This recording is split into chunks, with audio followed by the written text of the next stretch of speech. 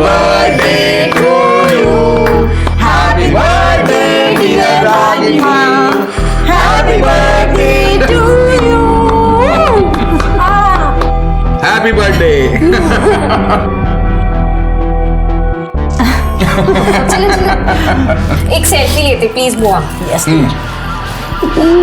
Smile तो करो आप ना हमेशा ऐसे सैड सैड रहते हो। मामा चलो ये एक्सक्यूज मी एक मिनट। हेलो हम दोनों Best friends, so nice. I just love this family get together. बस निखिल की कमी है। अगले साल दादा पढ़ाई पूरी करके सिंगापुर से आ जाएंगे, उसके बाद हमारे सारे गेट टुगेदर परफेक्ट होंगे। सो चेहरा पात्या। ओके बेटा। अभी हम जल्दी से अच्छा खाना ऑर्डर करते हैं। अरे नहीं बेटा, मैं आता निकते। अरे दीदी खाना तो खा के जाइए, बस अभी ऑर्डर हो ही रहा है ना। नहीं मुझे निकलना है, मैं निकलती हूँ। बाय। ठीक है बाय। चलो चलो चलो लेट्स टेक अ सेल्फी। कम।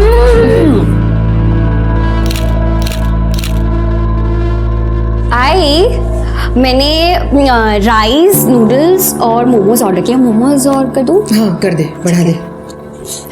बाबा अब आप कहाँ जा रहे हो? कहाँ मतलब मुंबई जा रहा हूँ, पर- काम है, मीटिंग्स है। पर बाबा एक मिनट रहने दे दिशा, मीटिंग्स मुझसे ज्यादा इंपॉर्टेंट है ना।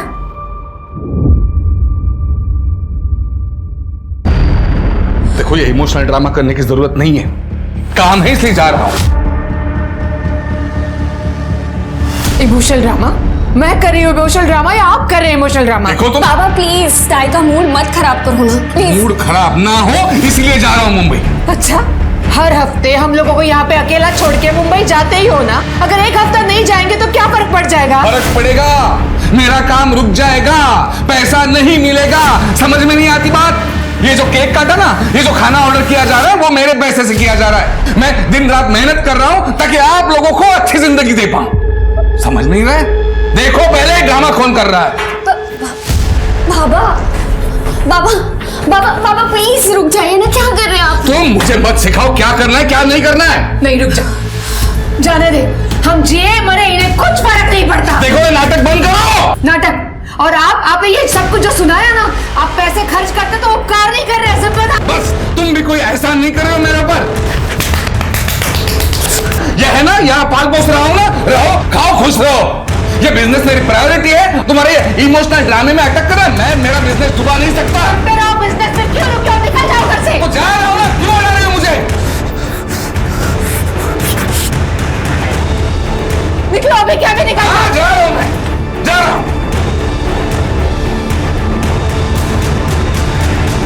दादा दादा छोड़ो छोड़ो, क्या कर रहे हो यहाँ? दादा बाबा आपको नहीं कह रहे थे। मुझे पता है, लेकिन जब भी इनका झगड़ा होता है मुझे कुछ समझ में नहीं आता। दिमाग में अजीब अजीब आवाजें घूमती हैं। आप रुको, मैं आती हूँ।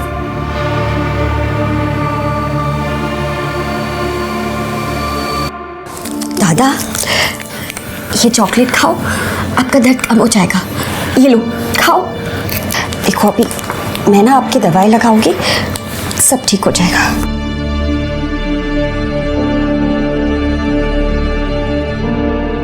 आई की कोई गलती नहीं है।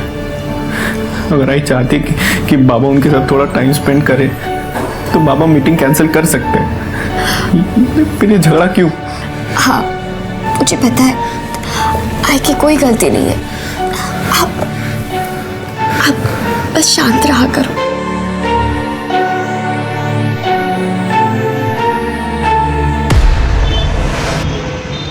यार यामिनी मैं बहुत परेशान हो गई हूँ। मतलब पापा क्यों नहीं समझते कि वो दादा के साथ क्या कर रहे हैं? त्रिशा परेशान मत हो, सब ठीक हो जाएगा। मुझे घर के माहौल से घुटन होने लगी है, पता है। त्रिशा त्रिशा त्रिशा सी, ऐसी सिचुएशंस ना लाइफ में आती है और जाती है, ऐसे परेशान नहीं होते यार। और ये ना ये रोना धोना बंद कर, ओके? अब अच्छे से smile they. Yes yes yes like a good girl. Yamini thank you so much. अगर तू नहीं होती ना तो पता नहीं मेरा क्या होता। वही होता जो मंजूर खुदा होता।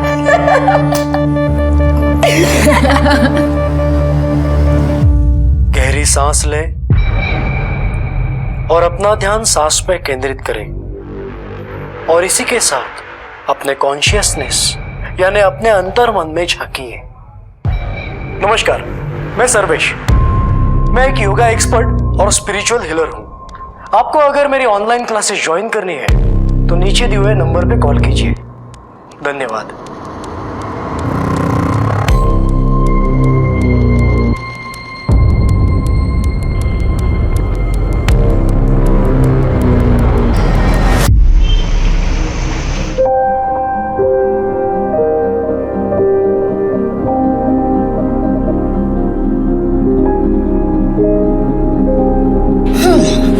दादा, मुझे क्या लगता है आप मेरी नहीं, मैं आपकी रक्षा करती हूँ। हाँ तो मैं तुझे राखी बांधू? और क्या।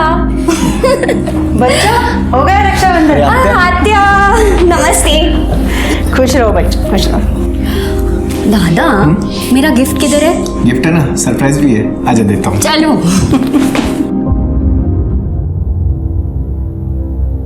भाऊ कुछ है? मुंबई आएंगे थोड़ी देर में।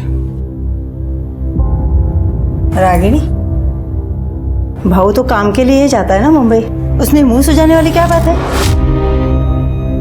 भाई है ना आपके, आप तो उन्हीं की साइड लेंगी, मगर मैं भी बीवी हूँ उनकी, और एक बीवी बहुत अच्छी तरीके से जानती है जब उसके पति का ट्रैक गलत हो जाता है। और आप भूल रही है, औरतों को सिक्स सेंस भी होता है। सिक्स सेंस नहीं, उसे स्टुपिडिटी कहते हैं।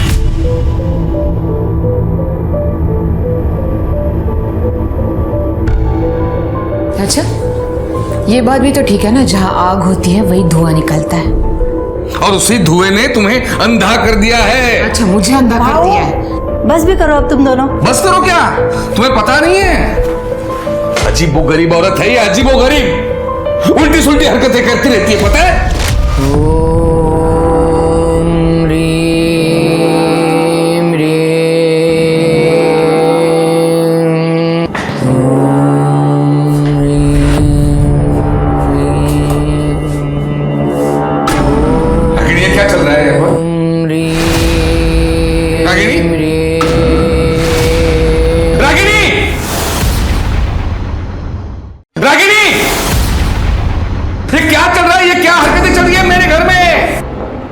ये क्या कर दिया आपने? हाँ, मेरी साधना को भंग कर दिया आपने। बस, मैं ठीक हूं, और आज के बाद आप अलग कमरे में सोएंगे। ये मेरी पूजा का कमरा है, और यहाँ पर आज के बाद मेरे अलावा और कोई नहीं आएगा।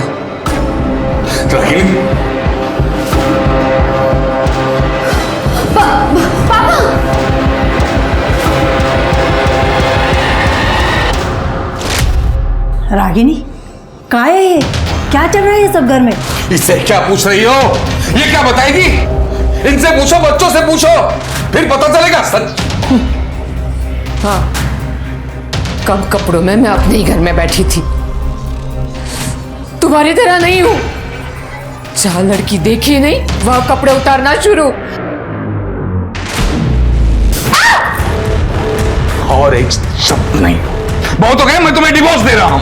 अच्छा, और कर भी क्या सकते हो तुम? कोई और रेडी होगी ना मेरी जगह लेने के लिए? कौन चलाएगी? दूसरों को ज्ञान सिखाती है। दादा आप चलो, आप चलो। अच्छी क्या इसकी? मारो, कितना मार सकते हो ना, मारो मुझे, मारो। मगर मैं अब चुप नहीं रहूंगी। प्रूफ है मेरे पास, जो प्रूफ मैं तुम्हारी बहन को और बच्चों को दिखाऊंगी। फिर ये मुंह है ना, छुपाते फिरना तुम।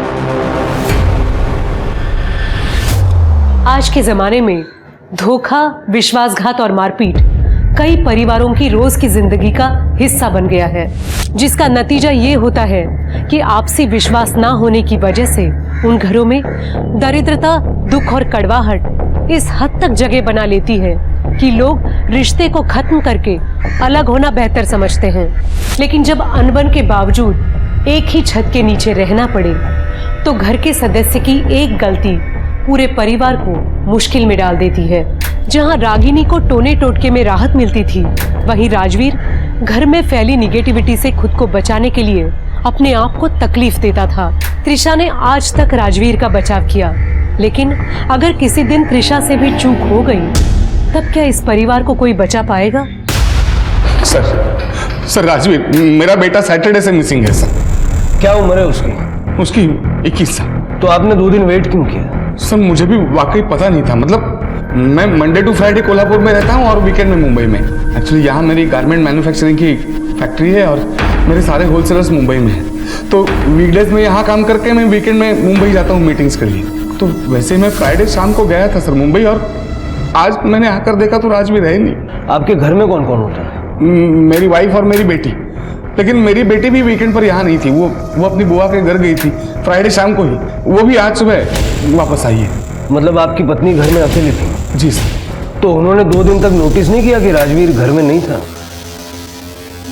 मतलब सर मेरा बेटा राजवीर थोड़ा सा अजीब है।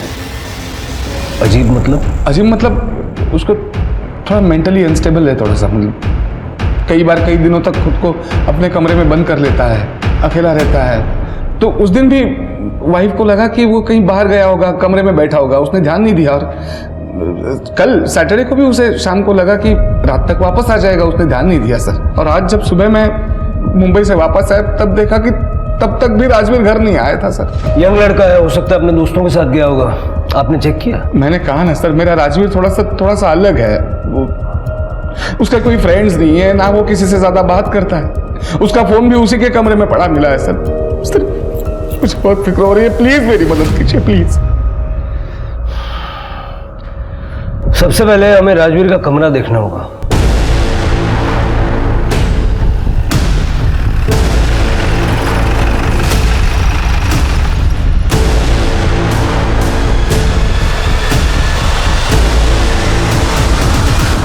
जरा सारा कमरा चेक करो। लगता है कई महीनों से कमरे की खिड़की तक नहीं खुली।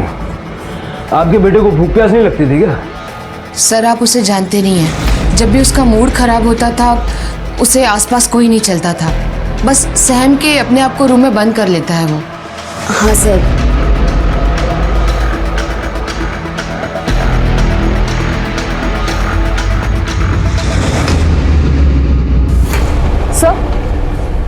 सर ये देखिए क्या मिला है। ये लव लेटर्स है और ये शायद खून से लिखे हुआ है।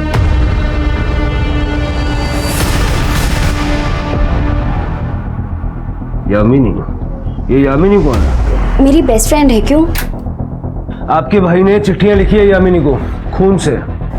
आई स्वेयर सर, मुझे इसके बारे में कुछ नहीं पता।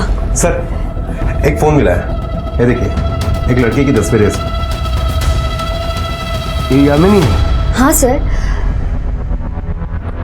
सर इसी लड़की के फोटो से पूरा फोन भरा पड़ा है। लगता है ये उसे बहुत चाहता था।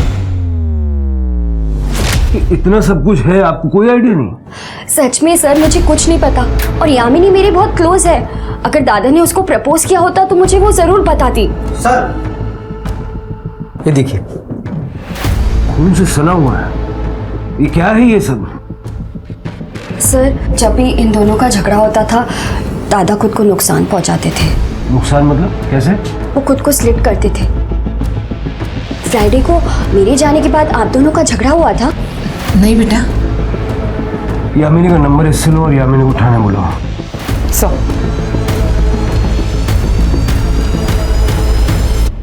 प्यार राजवीर से? नहीं सर।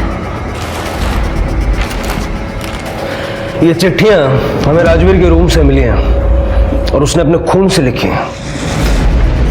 सर कसम से मुझे इसके बारे में कुछ पता नहीं। सर त्रिशा मेरी बेस्ट फ्रेंड है, इसलिए अक्सर राजवीर से मिलना होता था। पर ये इसके बारे में मुझे कुछ नहीं पता। सर वैसे भी राजवीर बहुत शर्मीला लड़का था। गुस्से में तुम बड़े डैशिंग लगते हो। तुम भी क्या? वो क्या क्या?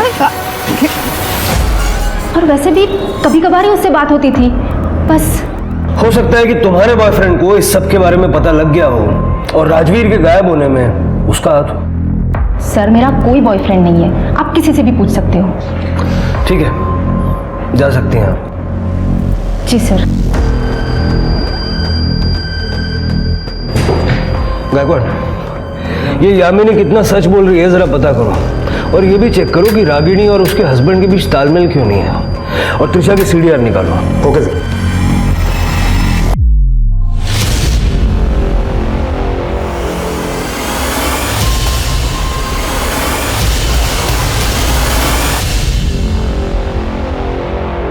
जी सर, मैं जैसी ही जानकारी मिलती है आपको अपडेट करता हूँ सर। जय हिंद। सर, यामिनी की कॉल डिटेल रिपोर्ट से पता चला है कि यामिनी और त्रिशा इन दोनों के बीच में काफी सारी बातें हुआ करती थी, और वो नेचुरल भी है क्योंकि दोनों अच्छी दोस्त थी।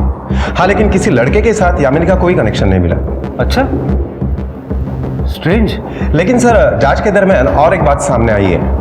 ये त्रिशा का सीनियर प्रतीक माने, अरविंद को शक था कि त्रिशा और प्रतीक माने के बीच में कुछ अफेयर है, इसलिए उसने प्रतीक को गुंडों से पिटवाया भी था। और ये राजवीर, उसके साथ भी प्रतीक का झगड़ा हुआ था कुछ दिनों पहले। प्रतीक माने ये त्रिशा का बॉयफ्रेंड हो सकता है? सर कसम से त्रिशा मेरी गर्लफ्रेंड नहीं है। राजवीर और त्रिशा के पापा को भी यही मिसअंडरस्टैंडिंग थी।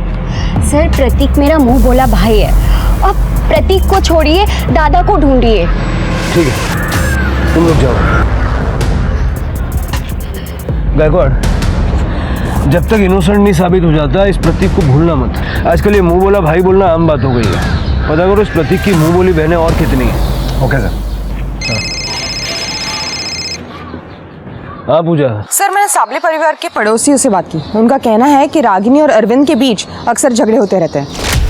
हाँ मैडम, मैं इधर ही बाजू में रहती हूँ। वैसे तो चीखने चिल्लाने की आवाज़ तो रोज़ ही आती है, लेकिन इसमें कोई चौंकाने वाली बात नहीं है मैडम। वैसे भी रागिनी अरविंद की दूसरी पत्नी है और राजवीर की सौतेली माँ, तो तमाशा तो होना ही है ना मैडम। राजवीर लगभग 3 साल का होगा मैडम, तब हेमा वहिनी की मौत हो गई थी। अरे ये तो कुछ भी नहीं। मैंने तो सुना है वो रागिनी काला जादू करती है, काला जादू। अरे सुना क्या, मैंने तो देखा भी है। एक दिन कुत्ते ने उनका कचरे का डिब्बा गिरा दिया था, तो उसमें नींबू, गुड़िया, सिंदूर और काला कपड़ा और ना जाने क्या क्या था उसमें। मैंने तो उसकी फोटो भी निकाली है, देखा? हाँ, ये देखिए।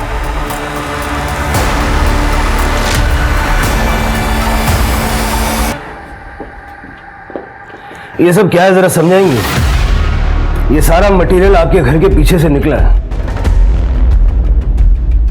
जी, ये सच है कि मैं काला जादू सीख रही हूँ। कहाँ, किससे? Online classes. सर्वेश।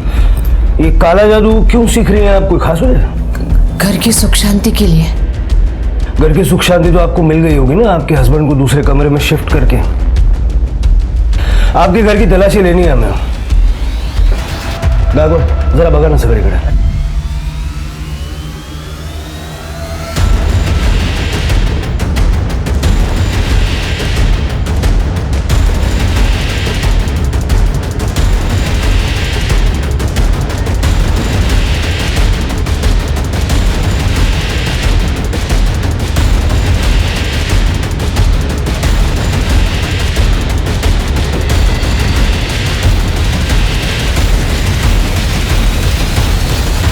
सर, कुछ नहीं मिला। सर, कुछ भी नहीं है। टेरेस।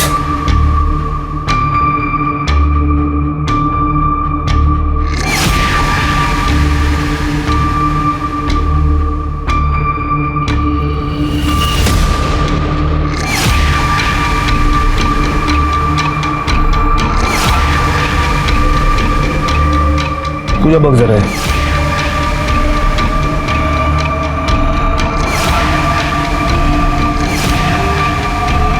मत देखो, मत देखो, मत देखो।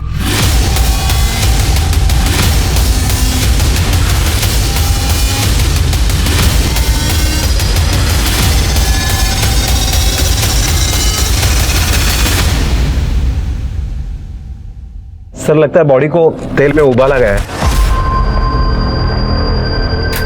राजवीर, मैं कैसे कह सकता हूँ सर? गायकवाड़, ये जो रिमेन्स हैं इनको पोस्टमार्टम के लिए भेजो।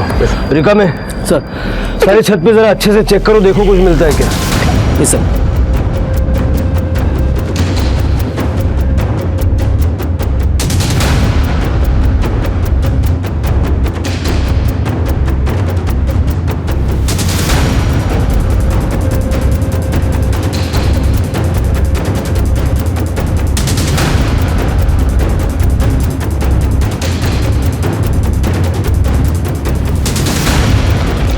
सर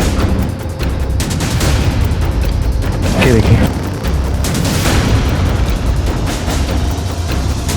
ये आपका लगता है?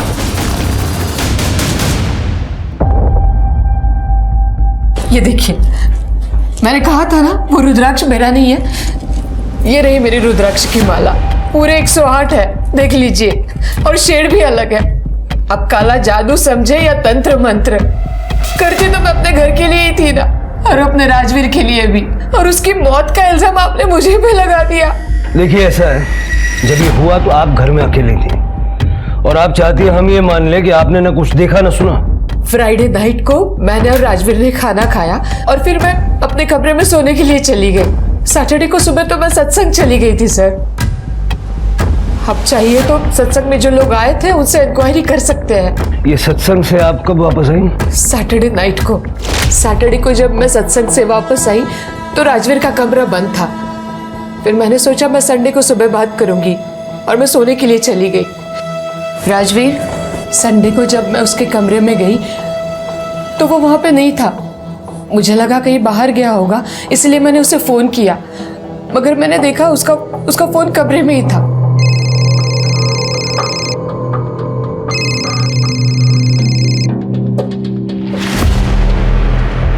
संडे को शाम को फिर मैंने त्रिशा को फोन किया तो उसने भी मुझसे कहा कि आई टेंशन मत लो, राजवीर रात तक आ जाएगा।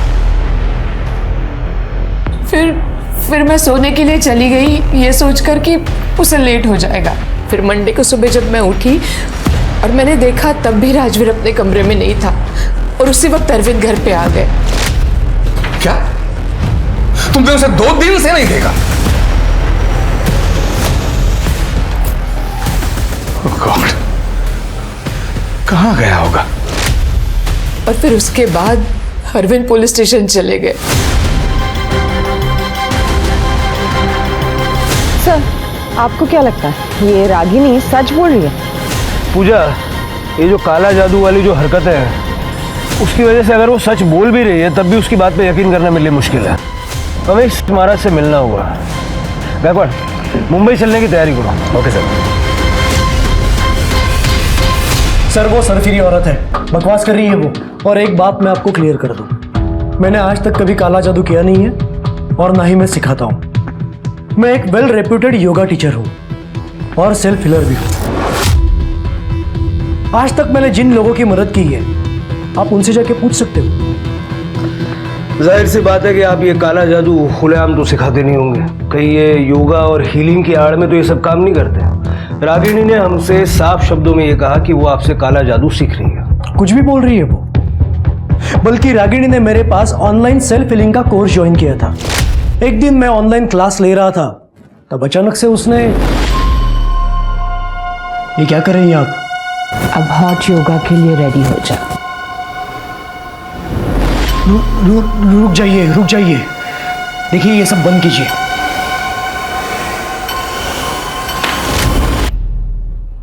उसके बाद? कुछ नहीं सर, क्या होगा? उस दिन से मैंने उससे बात करना बंद किया। सर मुझे वो क्रेजी अनस्टेबल औरत लगी। आई की सेमिन्यूट पूजा की वजह से घर में बहुत स्ट्रेस था, लेकिन इसमें भी बाबा की गलती थी। मतलब? आई को डाउट था कि बाबा का मुंबई में एक्स्ट्रा मैरिटल अफेयर है, और एक बार तो आई ने कहा भी था कि उनके पास कुछ फोटोज और प्रूफ्स है कि बाबा उन्हें धोखा दे रहे हैं।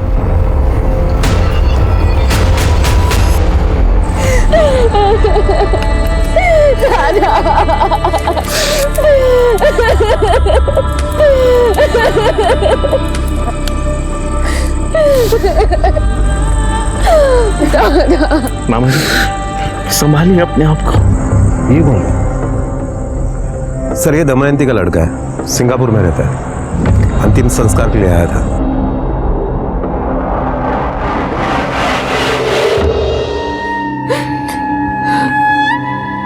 राजवीर के जाने से ऐसा लग रहा है कि दुनिया में कुछ बचा ही नहीं। जो भी कमाया जो सब उसी के लिए तो था। मामा, सांभाळा स्वतःला। देखिए, आपको जब तक मेरी जरूरत है मैं यहाँ रहने के लिए तैयार हूँ, आप ही के पास।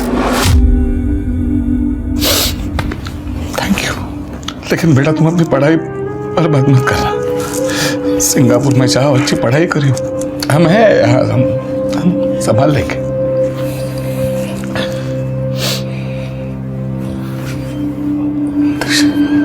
बेटा एक अच्छा लड़का देख के ना शादी कर ले तू। हम सबको संभालने के लिए कोई तो चाहिए ना बेटा। अब तो तुझसे ही सारी होप्स है।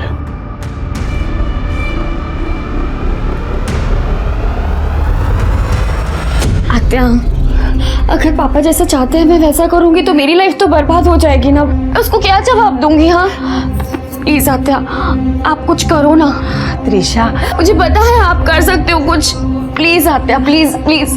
देखो त्रिशा, तू जानती है ना अपने पापा को। लगता है मुझे ही कुछ करना पड़ेगा।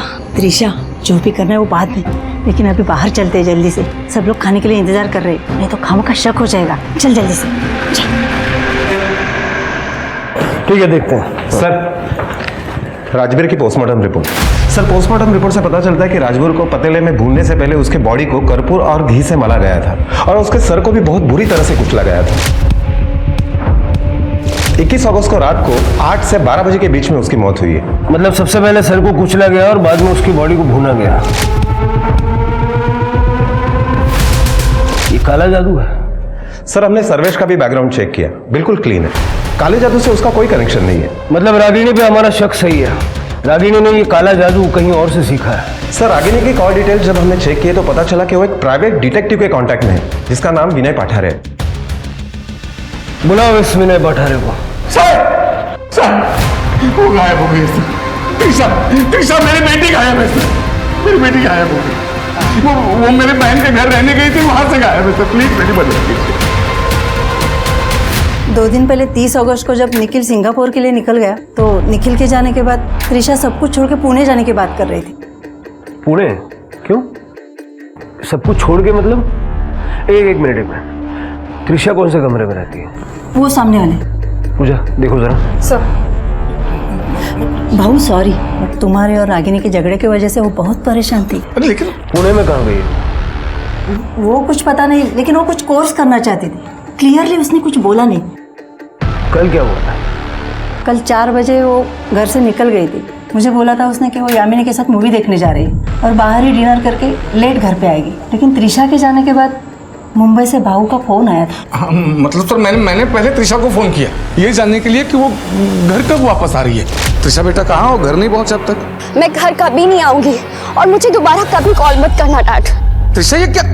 हेलो त्रिशा, मैंने उसे वापस बार बार फोन करने की कोशिश की लेकिन उसने फोन बंद कर दिया सर। मैं घबरा गया, तुरंत कोल्हापुर आया और यहाँ ताई के घर आया। मुझे लगा था गुस्सा होकर यहाँ आई होगी त्रिशा, लेकिन सर वो यहाँ से भी निकल गई थी। सर त्रिशा जिस रूम में रह रही थी पूरा रूम चेक कर लिया, लेकिन वो सब कुछ लेके जा चुकी है।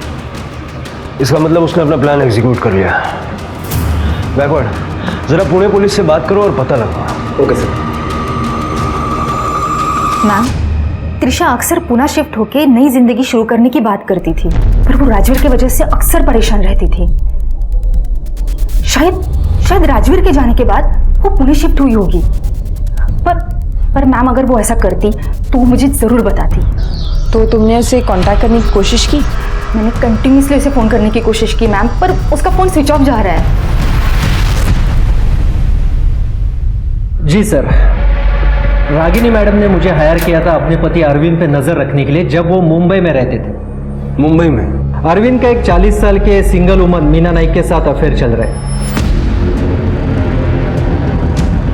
ये रहे उसके फोटोज। और मुझे ये भी पता लगाने के लिए कहा था कि मीना को इस किसी हफ्ते में कहीं चोट लगी है या नहीं, जैसे कि पैरों में हो, सर में हो, या उसकी उंगली कटी है या नहीं। मीना को लगी थी चोटें? मुझे ताज्जुब होता था कि रागिनी मैडम मुझे फोटो क्लिक करने के लिए कहती क्यों है, जबकि उन्हें पहले से ही पता है कि मीना को कहाँ चोट लगी है। फिर मैं भी सोचता था कि मुझे इस काम के पैसे मिल रहे तो मैं भी करता रहा। बड़े दिल वाला आदमी है तू। मीना का पता दे चल मुंबई का।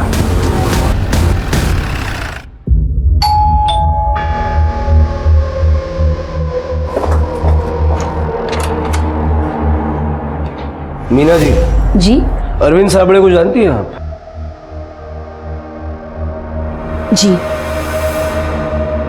मैं अरविंद के साथ रिलेशनशिप में हूँ। कई साल पहले मेरा डिवोर्स हो चुका है। अरविंद मुझसे शादी करना चाहते थे। वो रागिनी को तलाक देने वाले थे, मगर मुझे शक हुआ कि कुछ दिनों से कोई मेरा पीछा कर रहा है।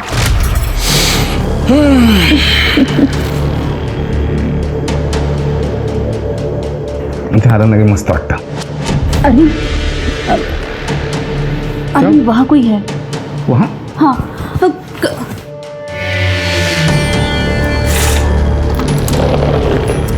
कौन है? कौन है?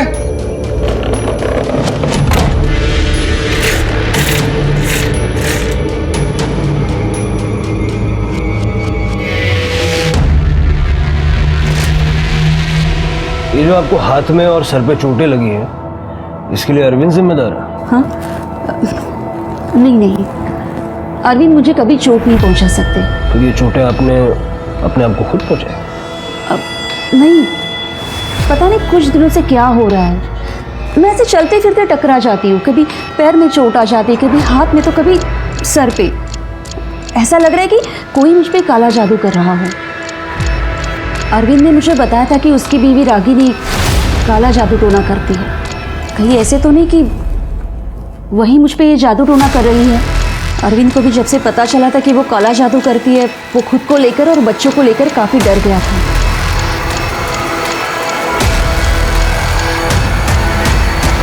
सर, मेरे गांव में जो ये जादू टोना करते हैं वो सब लोग ये चीजें करते रहते हैं। क्या बात करती हो पूजा? आजकल के जमाने में कौन इन चीजों पे विश्वास करता है? अरे सर, सच में जो लोग ये जादू टोना करते हैं ना, वो खुद को चोट पहुंचाते हैं ताकि वो जिनको चोट पहुंचाने की कोशिश कर रहे हैं ना, उनको भी उसी जगह पे चोट पहुंचे। सीरियसली पूजा, तुम इन सब चीजों पे विश्वास रखती हो?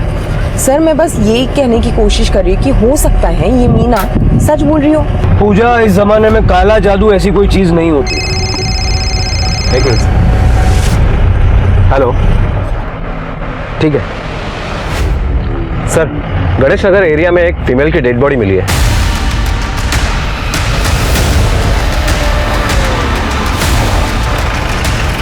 सर, इस तरफ।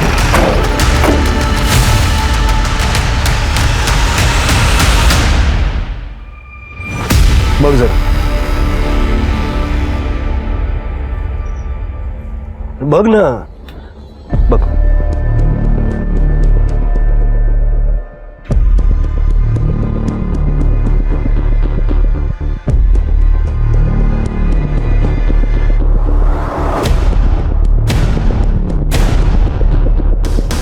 सर, लगता है त्रिशा भी काले जादू का ही शिकार हुई है। दिखता तो ऐसे ही है, लेकिन मुझे लगता है कि ये जो रंगोली बनाई है ना, ये त्रिशा की डेड बॉडी को डंप करने के बाद बनाई गई, ताकि त्रिशा और राजवीर की मौत में कनेक्शन दिखाया जा सके। सर, त्रिशा का गला दबा के उसे मारा गया है। इसकी गर्दन ट्विस्टेड है। फैमिली को बुलवा के आइडेंटिफिकेशन करवा लो। Okay sir. त्रिशा के मर्डर से पुलिस सख्ते में आ गई थी।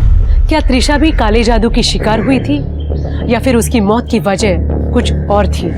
पुलिस ने इन्वेस्टिगेशन के दौरान नोटिस किया कि त्रिशा की बॉडी दमयंती बुआ के घर के महज 2 किलोमीटर की दूरी पर बस स्टैंड के पास मिली थी। तो क्या उसने बस स्टैंड तक ऑटो या फिर प्राइवेट टैक्सी ली थी? पुलिस ने ऑटो और प्राइवेट टैक्सी ड्राइवरों से पूछताछ करने का फैसला किया और साथ ही उस दिन का सीसीटीवी फुटेज भी खंगाला। साथ ही पुलिस ने त्रिशा की बुआ दमयंती से भी पूछताछ की, जिसके बाद पुलिस को इस केस के संदिग्ध हत्यारे तक पहुंचने का सुराग मिल गया। सर, मैं त्रिशा को क्यों मारूंगा? मैं तो खुद अपनी जान लेने वाला था जब मुझे त्रिशा और यामिनी के बारे में पता चला था। क्या मतलब? सर, आपको नहीं पता? क्या? सर, त्रिशा और यामिनी दोनों रिलेशनशिप में थे। वो दोनों लेस्बियन थे। मुझे तो लगा था कि त्रिशा स्ट्रेट है, पर एक दिन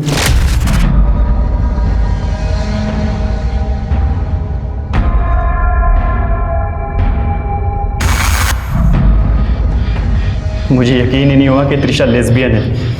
मुझे लगता था कि यामिनी ने उसे बहलाया होगा। वो दोनों दमयंती बुआ के घर मिलते थे। इनफैक्ट बुआ को उनके रिलेशन के बारे में पता था और एक दिन मैंने यामिनी से भी इस बारे में बात की थी। तू त्रिशा की जिंदगी से दूर रह, समझी? वरना जान से मार दूंगा। हेलो, तेरी हिम्मत कैसे हो यामिनी से ऐसे बात करने की? हाँ त्रिशा संभल जा, हमारे सोसाइटी में ये सब एक्सेप्टेबल नहीं है, हमारे संस्कार ये नहीं सिखाते। तू होता कौन है मुझे संस्कार सिखाने वाला? त्रिशा, मेरी बुआ इस जनरेशन की नहीं है, फिर भी वो मुझे सपोर्ट करती है। मैं तुझे भाई मानती हूँ, इसका मतलब ये नहीं है कि तू भाईगिरी दिखाएगा यहाँ पर। त्रिशा लेकिन Just leave from here. मैं तुझे इस गंदगी में नहीं रहने दूंगा, चाहे जो हो जाए। और जब त्रिशा ने तेरी धमकियों पे ध्यान नहीं दिया तो उसे मार दिया? नहीं सर, मैं उसे मारना तो दूर, चोट भी नहीं पहुंचा सकता था सर, क्योंकि क्या? क्योंकि सर मैं उससे बहुत प्यार करता था और ये जबरदस्ती मुंह बोला भाई वाला टैग भी हटा देना चाहता था।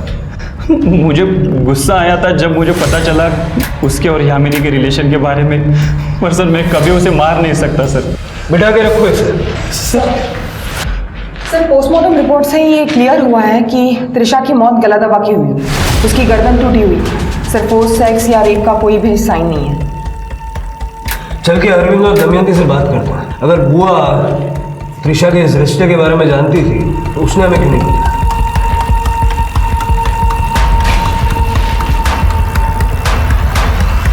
ये आप क्या कह रहे हैं सर?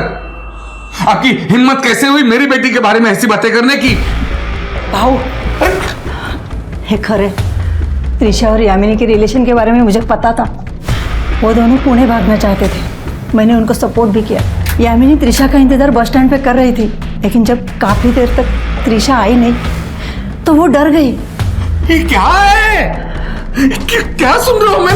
क्या चल रहा है? इसके बारे में रागिनी को भी पता था। उसने तो एक दिन, देखो रागिनी, माँ होने के नाते त्रिशा का साथ देना चाहिए तुम्हें। बिल्कुल दीदी, मैंने अभी सीखा है, मैं त्रिशा को ठीक कर सकती हूँ। वो बिल्कुल ठीक हो जाएगी। मतलब क्या है तुम्हारा? सर्वेश महाराज ने मुझे रास्ता दिखाया है, बिल्कुल उसी तरह जैसे मैंने अपनी सौतन को सबक सिखाया था। मैं त्रिशा को भी ठीक कर दूंगी। ओम आपने अपनी बेटी पे काला जादू किया, मार डाला उसे? मैं उसे बचाना चाहती थी, मैं उसे मारना नहीं चाहती थी। आप समझ नहीं रहे हैं। समझने की कोशिश कर रहे हैं। जरा हाथ दिखाइए अपना। पूजा, ये क्या है? रिका में जरा दाखवा दे वीडियो। हमारी साइबर टीम ने कुछ वीडियोस रिकवर किए जो आपने डिलीट कर दिए थे। ये देखिए, ये क्या है? जहां जहां आपने अपने आप को चोट पहुंचाई वही मीना को चोट लगी। मुझे सर्वेश ने ऐसा करने के लिए कहा था, लेकिन सर्वेश ने तो कहा कि उसने आपसे बातचीत करना बंद कर दिया था उस दिन से जिस दिन आपने ऑन कैमरा उसके साथ बदतमीजी की। क्या? नहीं, ऐसा कुछ भी नहीं हुआ था। मैं तो उन्हें हमेशा इज्जत देती थी। वो हमेशा मुझे समझाया करते थे कि मुझे क्या करना चाहिए और क्या नहीं। उन्होंने कहा था कि मेरे पति मेरे पास वापस आएंगे और हम हंसी खुशी वापस साथ रहेंगे। ये आप और सर्वेश बातचीत कब और कैसे करते थे? मतलब हमें कोई रिकॉर्ड नहीं मिली। Social media through. जब भी उन्हें बात करनी होती थी वो मुझे ऑनलाइन बुलाते थे। मतलब सर्वेश के कहने पे आपने राजवीर को मार दिया? नहीं, मैंने राजवीर को नहीं मारा, मैं सच कह रही हूँ। बल्कि मुझे एक बहुत बड़ी पूजा करनी थी और वो पूजा के लिए जो भी सामग्री है वो इकट्ठा करने के लिए मुझे सर्वेश ने कहा था। उन्होंने कहा था कि मैं जब भी ये पूजा करूँ तो आसपास कोई नहीं होना चाहिए। और एक दिन मुझे उन्होंने सरप्राइज दिया। वो यहाँ घर पे आए थे। सर्वेश यहाँ आया था? कब? फ्राइडे की शाम को, जब अरविंद और त्रिशा चले गए थे। इतनी सारी बातें आपने हमें पहले क्यों नहीं बताई? वो सर्वेश ने कहा था कि ये सब कुछ मुझे सीक्रेट रखना होगा, तभी काला जादू काम करेगा। आपने उसे बुलाया था? नहीं, उन्होंने कहा था कि उनका कोल्हापुर में कुछ काम है इसलिए वो आ गए। और सर, उस दिन राजवीर और उन्होंने मेरे साथ डिनर भी किया था। यह आपकी पाचन क्रिया में मदद करेगा। मैं भी पी लेता, लेकिन मेरी अब टैक्सी आएगी। आप ही आनंद लीजिए इसका।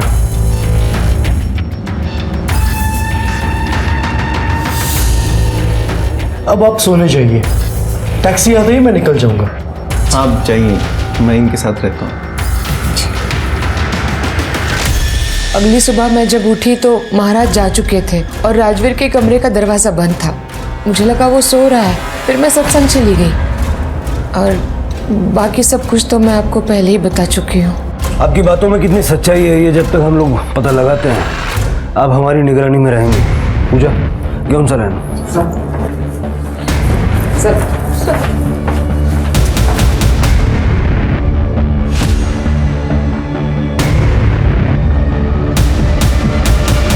शायद रागिनी सच बोल रही है। वो रुद्राक्ष याद है जो हमें छत पे मिला था? रागिनी ने बताया वो उसका नहीं है। वो सर्वेश का हो सकता है। मुझे याद है जब हम सर्वेश से मिलने गए थे उसके गले में भी रुद्राक्ष की माला थी। सर, पोस्टमार्टम की रिपोर्ट के मुताबिक राजवीर की मौत शाम को 8 बजे से रात को 12 बजे के बीच में हुई और रागिनी ने बताया कि उसी दिन सर्वेश उसे मिलने यहाँ आया था। 21-22 अगस्त का सर्वेश का मोबाइल लोकेशन निकालो। देखिए, मैं आपको पहले ही बता चुका हूँ वो औरत कैसी है। फंसा रही है मुझे वो। उसके एक भी शब्द पे भरोसा नहीं किया जा सकता। भरोसा तो तुम्हारे शब्दों पे भी नहीं किया जा सकता। जिस पे हमें भरोसा है वो है कॉल रिकॉर्ड्स। और तुम्हारे कॉल रिकॉर्ड्स ये कहते हैं कि 21 अगस्त की शाम 8 बजे से 22 अगस्त की सुबह 3 बजे तक तुम रागिनी के घर पे थे। और अगले दिन कोल्हापुर से मुंबई तुम्हारा private taxi driver Salim Shaikh तुम्हारी टैक्सी का बिल भी दिखाया उसने। और ये जरा माला निकालो। हाँ, माला माला।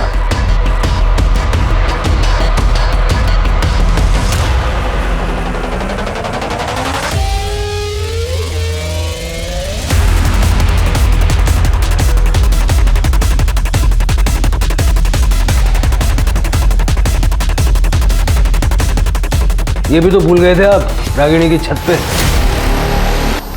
अब सीधा सीधा सब कुछ बताओगे या तुम्हारी हीलिंग हम शुरू करें? हाँ, मैं गया था रागिनी के घर।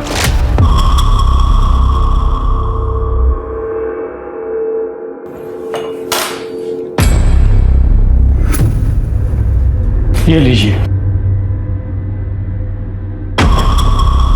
यह आपकी पाचन क्रिया में मदद करेगा। मैं भी पी लेता, लेकिन मेरी अब टैक्सी आएगी। आप ही आनंद लीजिए इसका।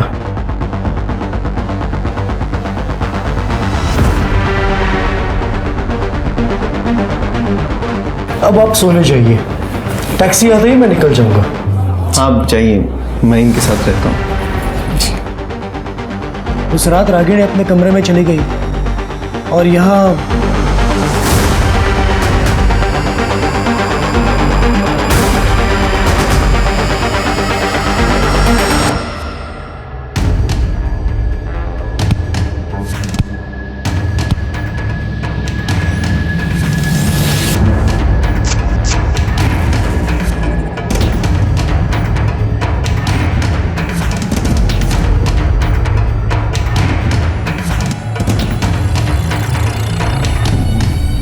मैंने ही राजवीर के मर्डर को काला जादू की पूजा की शक्ल दी और वापस आ गया मुंबई। राजवीर को क्यों मारा? ताकि उसके कत्ल के जुर्म में रागिनी पकड़ी जाए। लेकिन क्यों? मैं मीना को मदद कर रहा था ताकि मीना को अरविंद मिल जाए। मीना मेरी सच्ची चेली है। हम दोनों ने मिलकर ही ये प्लान किया था। मैं अरविंद से किसी भी हालत में शादी करना चाहती थी, पर अरविंद की बीबी रागिनी वो उसे किसी भी हालत में तलाक नहीं दे रही थी। इत्तेफाक से रागिनी भी सर्वेश की शिष्या बन गई थी और फिर हमने इस मौके का फायदा उठाया। सर्वेश ने रागिनी को कॉन्फिडेंस में लिया और खुद को चोट पहुंचाने के लिए कहा और फिर मैं भी ठीक उसी समय उसी जगह खुद को चोट लगा लेती थी और रागिनी के डिटेक्टिव ने उसे सारी जानकारी दी। सर्वेश ने राजवीर को मारा क्योंकि उसे पूरा यकीन था कि इल्जाम रागिनी पे ही जाएगा, क्योंकि सब जानते थे कि वो जादू टोना यानी काला जादू करती है। आपके सर्वेश तो गए जेल में। अब बाकी की बची हुई सेल्फ हीलिंग आप भी जेल में कर लीजिएगा।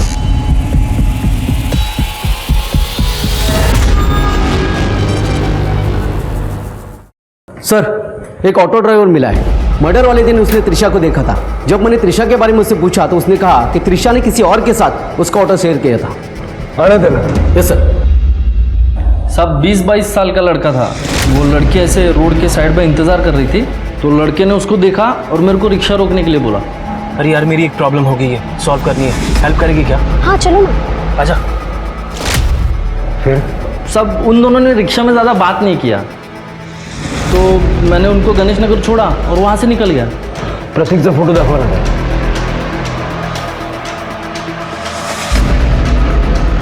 नहीं साहब, ये नहीं था सब, वो लड़का ऐसा चिकना था, उसके यहाँ पे ऐसा निशान था साहब।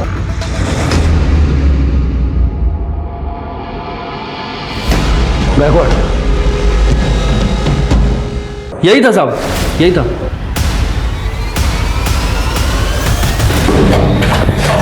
बताइए क्यों मारा त्रिशा को? अरविंद ने निखिल को पैसे भेजने बंद कर दिया था। शायद वो मीना को पैसे दे रहा था। और ये फैक्ट्री तो मेरे पापा ने बनाई थी और उसे अरविंद लाखों कमा रहा था, लेकिन मुझे उससे कुछ नहीं मिल रहा था। और जब अरविंद ने जिक्र किया कि त्रिशा की शादी करके फैक्ट्री की सारी जिम्मेदारी वो उस पर सौंपने वाला था, तब मैंने सोच लिया कि त्रिशा को रास्ते से हटाना ही होगा।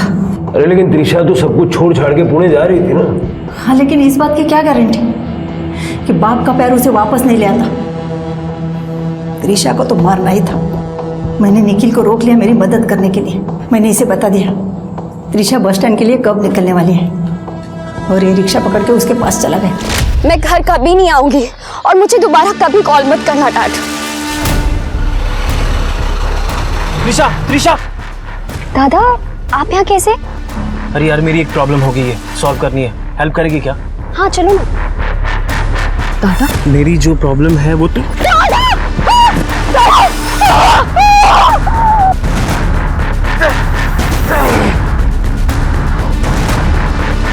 हमें पूरा यकीन था कि पुलिस रागिनी मामी को ही गिरफ्तार करेगी, इसीलिए मैंने त्रिशा को मार के उसके आजू बाजू में काला जादू का सामान बिछा दिया और उसका फोन जला दिया।